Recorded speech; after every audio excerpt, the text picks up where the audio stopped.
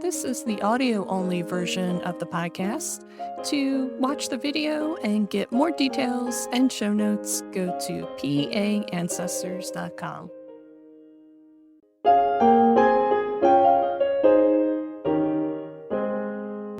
This is Denise Allen with PA Ancestors, and I am thrilled to welcome you back for season 6 and episode 57, prime number. I don't know if that's significant, but it has been 2 years since I started this podcast. So I started this in October of 2019, thinking this could be a really fun way to discover the archives around Pennsylvania and what records they have. And of course, you know how the rest of the story goes because we've all lived it together. This isn't something that I just experienced, but archives shut down, Pennsylvania shut down, everything shut down. And now things are sort of open back up, but not quite. And you need to make an appointment. And sometimes you just don't want to go because you don't want to get sick or maybe catch something. And we are all over the place, right? So that's the one thing I can say about Pennsylvania and sort of the world is we all are all over the place right now. But you are here with me listening to this podcast, and that's all that matters right now. In this episode, we are going to start in on the theme of stories. And I'm talking with my friend Clémence Scouten, who is fabulous. You're going to love her. And you're going to love her ideas for both collecting and compiling these family stories. So we're going to get you started today on that. But before I start that, I want to just make a couple of like the housekeeping announcements. We can pretend like that we're at a seminar together. First is I am launching a new kind of like secret clubhouse, homey place for people who want to hang out and do Pennsylvania research together. So if you are like me and you have a lot of Pennsylvania ancestors and you just want to try to find out as much as you can about them, you want to sign up for this place. Okay. Particularly if you have early ancestors, because you know what a bear it is to try to find those records. Like literally, they're all over the place in the state. You're going to go to paancestors.com/members and look for my special offer to sign up for the new area. So I'm putting the information in the new area. It's taking me longer than I thought, which is the way things go in 2021. I'm compiling things. I'm going to make it really special.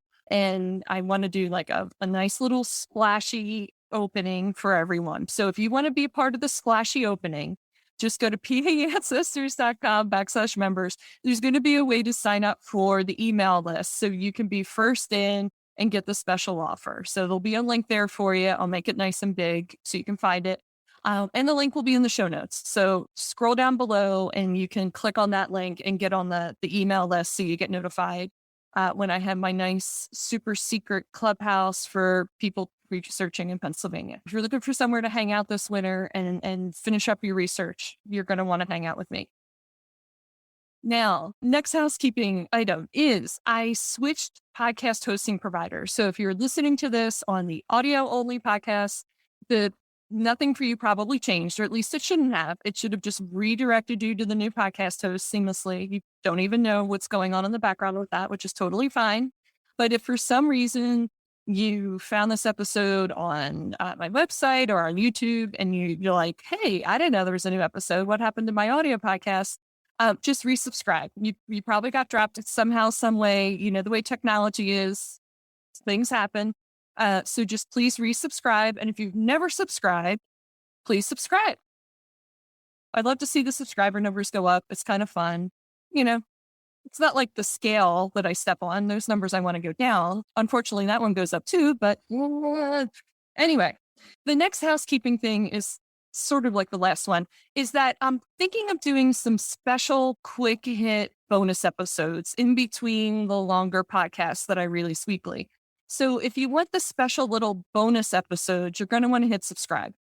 Okay. Because they're going to be like automatically downloaded to however you're getting the podcast. So this is on Apple Podcasts, Google Podcasts, Spotify, Stitcher, Amazon. I think that's it. It's an RSS feed, which is the old fashioned way that things used to be distributed.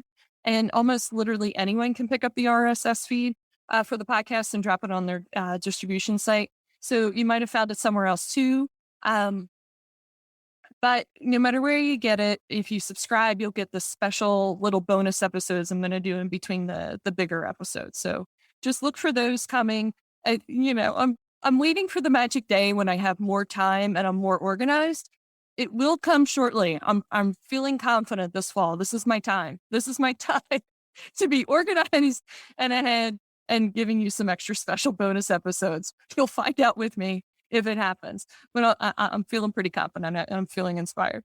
So without further ado, here's my friend Clémence Scouten sharing her company, Memoirs and More, and what you can do to compile and share those family stories. I am thrilled to welcome Clémence Scouten of Memoirs and More to the podcast. She and I connected during this time of COVID and met for the first time actually on Zoom. We've never met in person, even though we live very close to each other.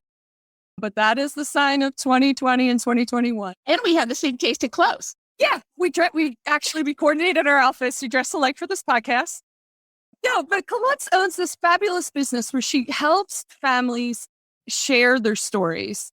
So people come to her, they're saying, it's particularly children, and saying, I want you to tell the story of my parents or my grandparents and collect their stories. I just think this is fabulous. And it's so like right here with genealogy, left hand, right hand with genealogy. So Clémence, introduce yourself. Tell us a little bit about your business and what you offer for clients. And then we're going to help people get some family stories together today.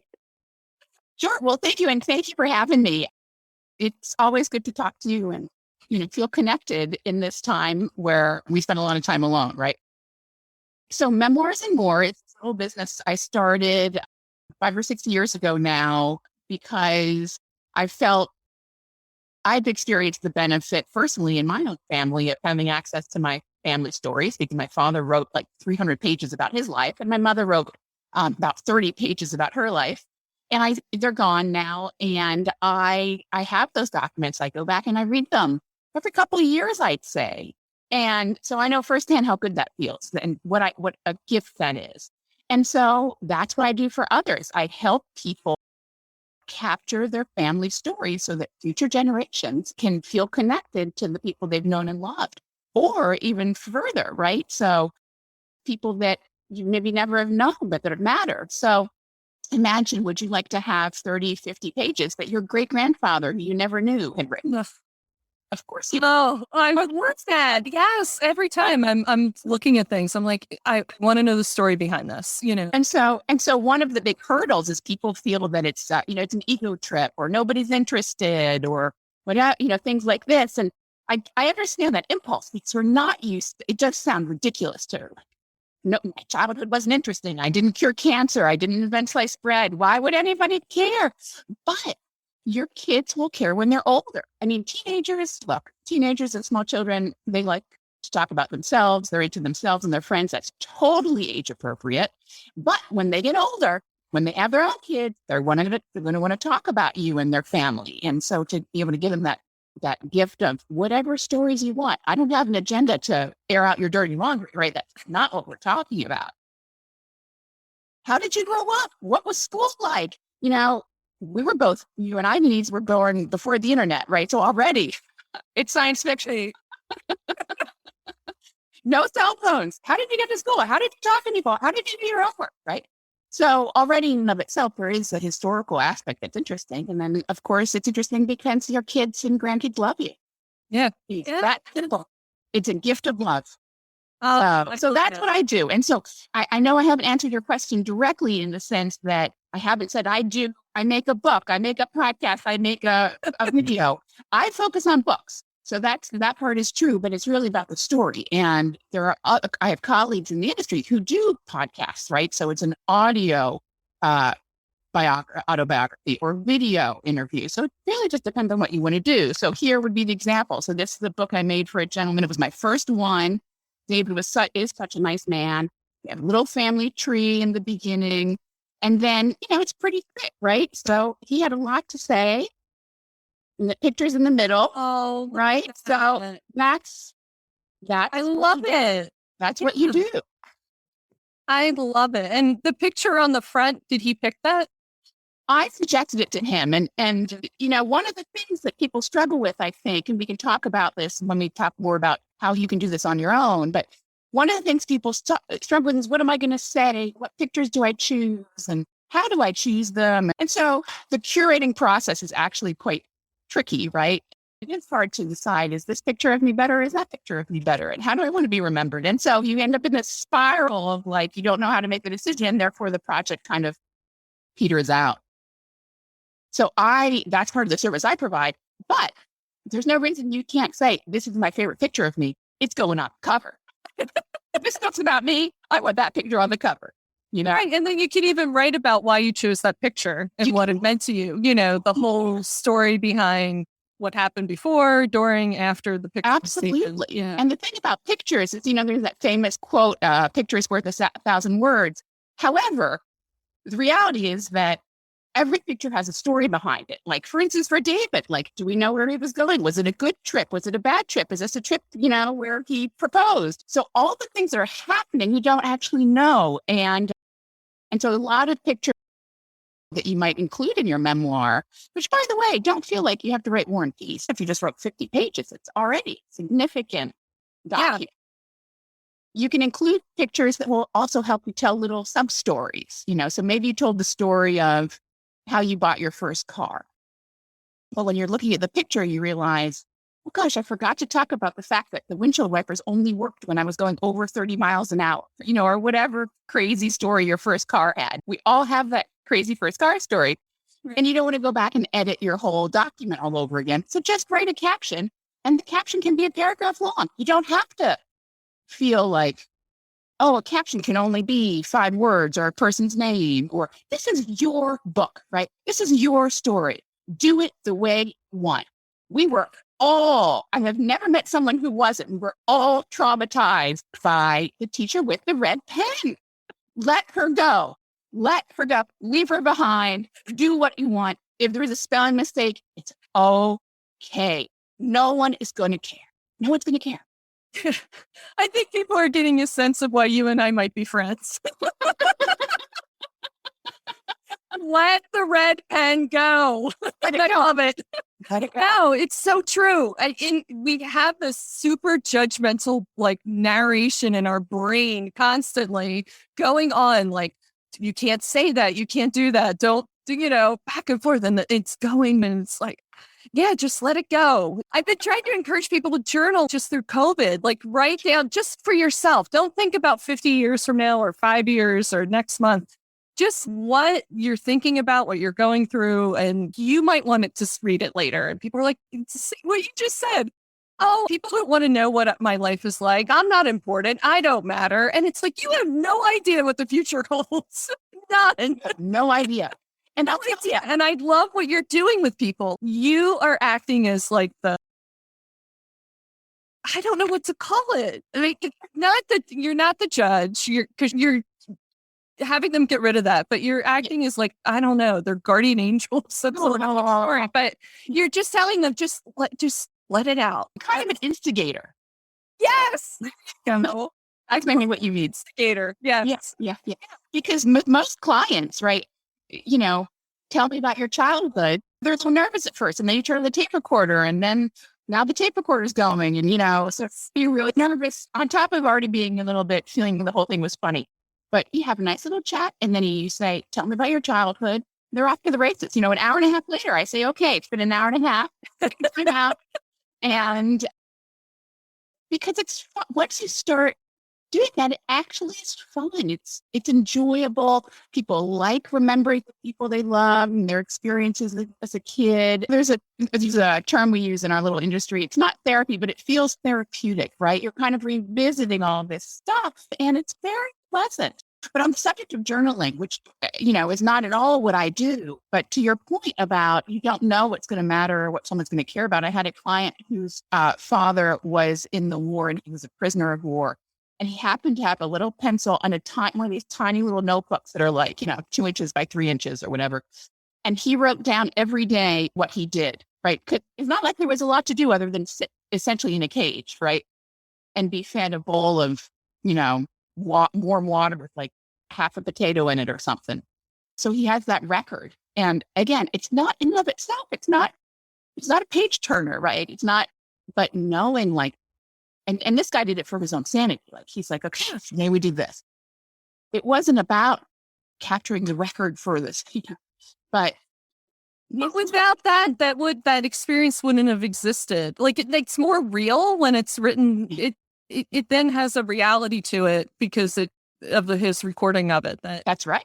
Normally we would just gloss over it. Oh, he was a prisoner. It's like, no, this is what it looked like. This is what it felt like. Yeah. And by the way, when you're finished turning the pages of that little journal, like, I wish that no one would ever be a prisoner for. Right. Not good.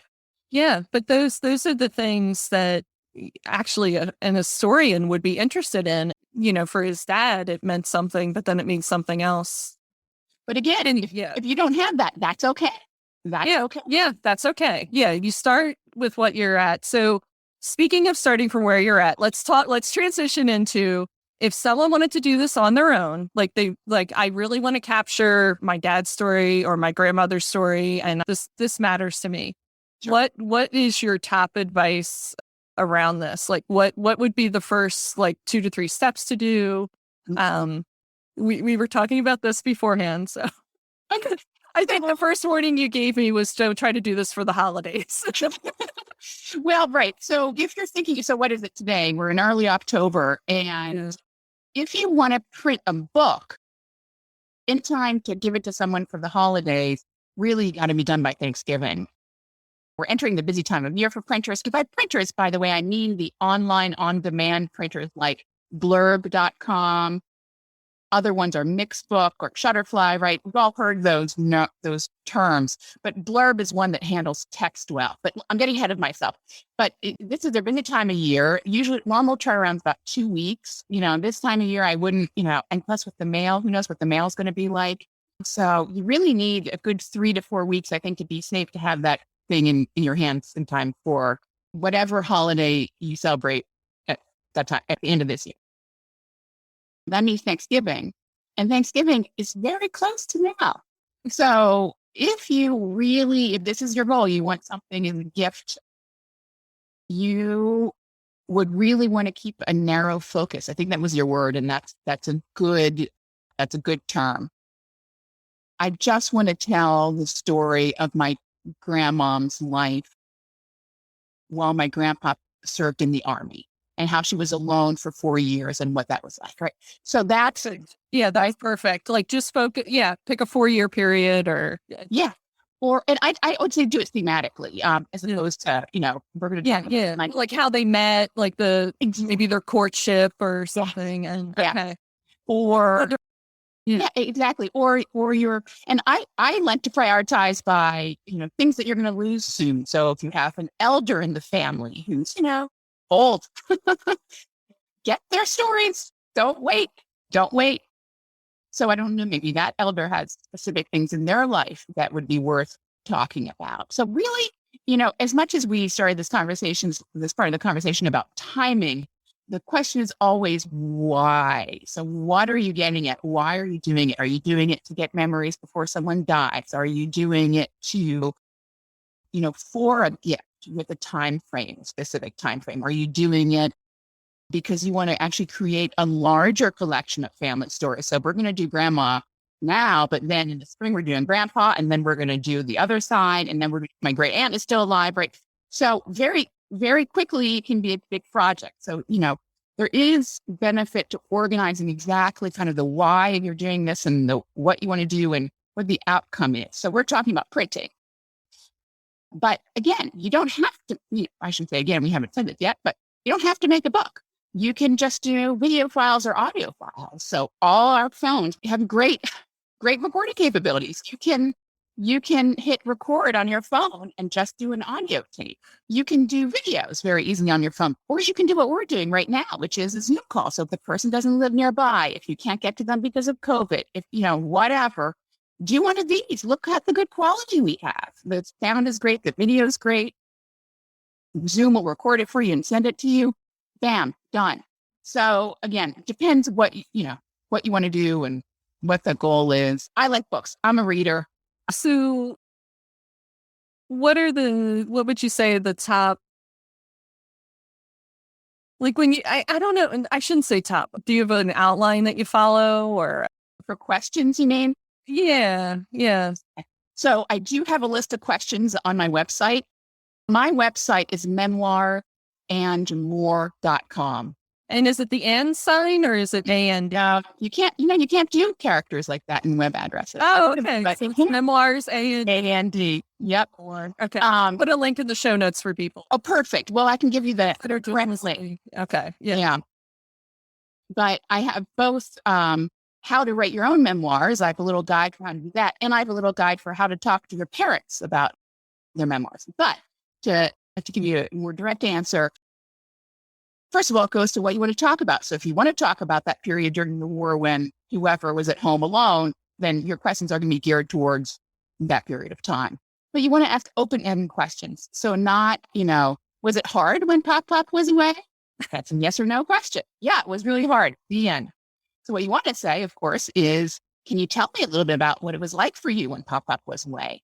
And see what comes out. Not everybody wants to tell these stories. Sometimes a lot of the stuff is really hard and they don't want to revisit it. Fine. That you have to be sensitive to that. You have to respect if someone wants to tell or not tell the story. But if they, if they're willing to talk about it and maybe they give you a short answer to the first question, you can say a follow-up question. Well, when you say it was hard because you had a lot of work to do, what does that mean? Like, what were you doing? Did you have to get a job or, and so those are the follow-up questions. For general topic, what was your childhood like? Tell me about your childhood. What was your dad like when you were a kid? Was there a lot of discipline in the household? Were you very free? What did you do when you weren't in school? All those, and I tell you, a lot of those questions, even though it sounds like a simple question on one thing, once the narrator who starts going, oh yeah, it was really free. Gosh, it's not at all like today. Pause. In fact, there was the time when, and one story after another starts coming out. So make sure if the person pauses, give them time. Don't be afraid of that quiet. Give them a little time to retrieve that story that they haven't thought about in 40, 50 years. Oh, and that's the other thing. I'm sorry. It was great advice to allow the pause, and I'm not doing it right now. No, I'm not keep putting in pause.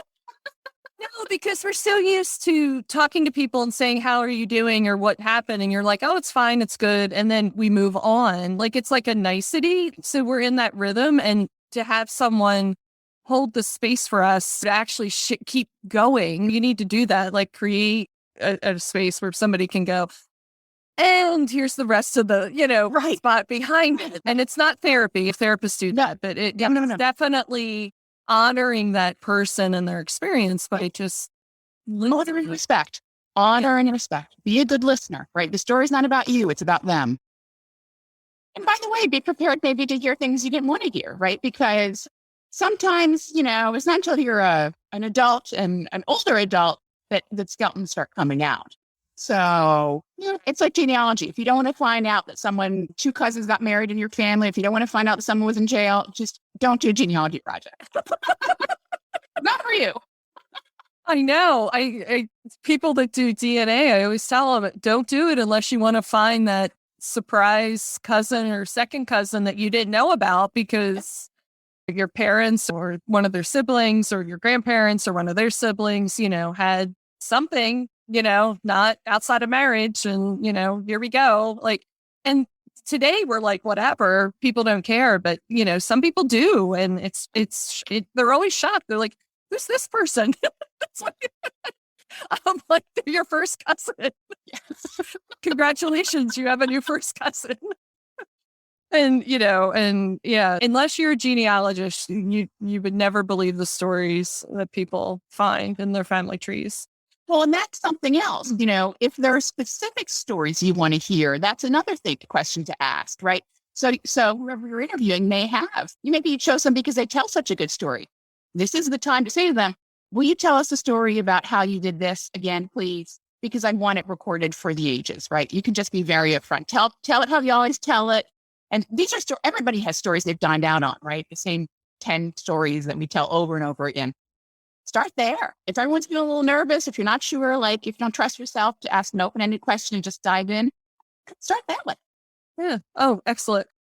So I want to ask you one more question around the story thing. So Sure. do you ever have clients who, or maybe I guess it's the people that hire you, like the children for the person being, that the book's about, but they tell you, oh, go talk to their sibling or go talk to these other people to get stories about my dad or whatever. The reason I bring this up is I was at the Conshohocken Historical Society to do some research. And Conshohocken was always a very small town. Talking to the guy who's helping me, and I realized he was married to one of my grandmother's siblings, right? Like, so, and I didn't know that or whatever. Well, apparently I knew my dad dropped out of high school and raced cars around town and all this stuff. Because he's like very clear about it. Like, after I was born, he went back and got his GED, and then he eventually went to Temple for a few years. But and it's just really funny. And this guy's like, yeah, your dad would pick me up from school and we'd go. And he's telling me about these stories of my dad and where they hung out in town and like all the laws that they broke together. It's like, and it was so fun because it was a different time. What cops they ran from and what things they did, and I was like, "Oh my goodness!" And this is my test. I'm sharing this story on this to see if my dad's actually listening to my podcast. Because if he is, he will call me on the phone and be like, "I can't believe you shared that story." No. I've sent him the link. I don't know if he's listening, but I was hysterical because I was just like, it was so fun. And, it happened 50, 60 years ago. So, I mean, it's like not a big deal now, but, at the time it was a big deal. And it was adorable. And I just treasure that. You do. And that's key, right? So for me, what does that story mean? I'm happy that you've done it, but to me, it's nothing. But to you, it's a really big deal. And it's an example of a story that he didn't change history. Nothing happened in Conshohocken. But you love having heard that. It creates a deeper connection with your father somehow, which is kind of mysterious but true. Right. We as adults, right? We always think of our parents. It's always a parent-child relationship until we really are adults, and then you are able to have some of these conversations about the same intergenerational issues that happen over and over again. How did you now that you've had to make choices, you had to choose a spouse, you had to raise children, like all these millions of decisions that you make along the way. Your parents made them, your grandparents made them. How did they make them? What's the story behind it? What did you do with a child who was racing around trying to evade policemen in Conshohocken? Like that happens every generation. So that my grandmother prayed the rosary a lot. She was Catholic. She was Catholic, and she was like, "Oh, she's going to mass a lot at St. Matt's in town." Yeah, that's what you do. And I was like, "Yeah, that's what I'd be doing too if that was my kid." No, it's just really because my dad's a great guy. I love him.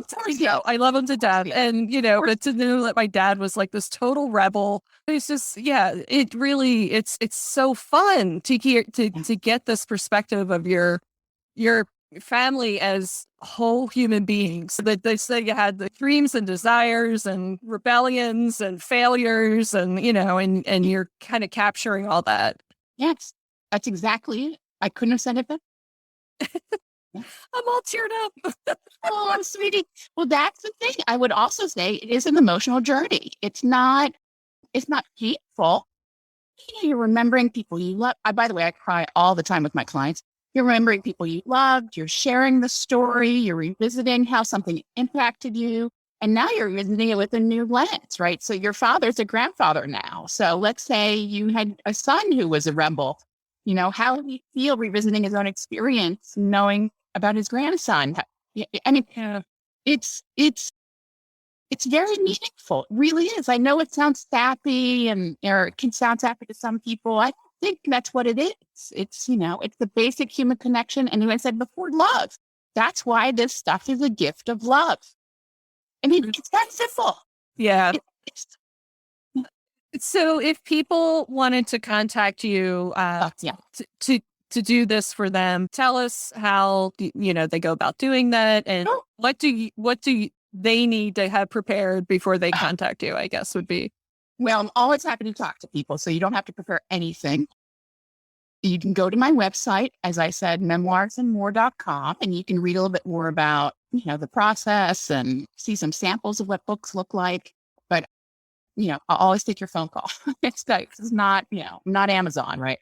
Yeah. And I guess that's it. You don't, part of what the conversation is an exploration of what you're really trying to do. So this question of, do I want to do just one parent? Do I want to do both parents? Or do I want to book about the whole family? Because that's the other thing. You can also interview various family members. They're like you were saying this earlier, like maybe there are 7 brothers and you want to hear about their childhood. Well, we spend an hour with each brother. And then we create much more of a coffee table compilation with photographs and genealogy documents and maps. And it's not one person's memoir, but it's a collective memoir. So that's one of the things I help people do is think through what your what's going on in your family that you're trying to preserve. They don't have to prepare any. Always happy to. Oh, perfect. I think you have people listening to this are going to be energized, and just start somewhere with their family stories and start compiling. And definitely everyone check out Clémence's website. She's got some free material there to get you started. And yeah, let's save the present and the past as much as we can for the future. I think that's Terrific. Yeah. Well, thanks again for having me. Oh, a lot of fun. So fun. Yeah. I feel like we should do this like every week. Sure. I'll come back. We can talk about something else. Oh, good. Okay.